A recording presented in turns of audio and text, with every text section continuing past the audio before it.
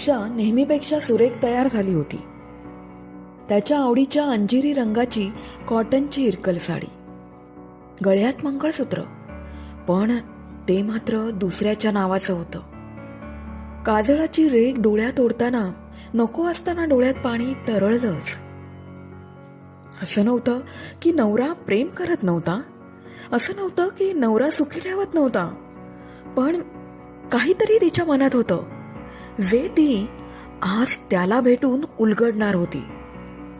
मनात आपण जे करतोय ते चूक आहे असंही वाटत होतं, पण तरीही आता मात्र तिला त्याच्या मोहातून पूर्णपणे बाहेर पडायचं होतं.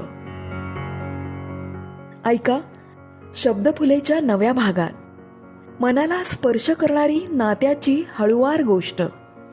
पाश. लेखन रोहिणी गभाले.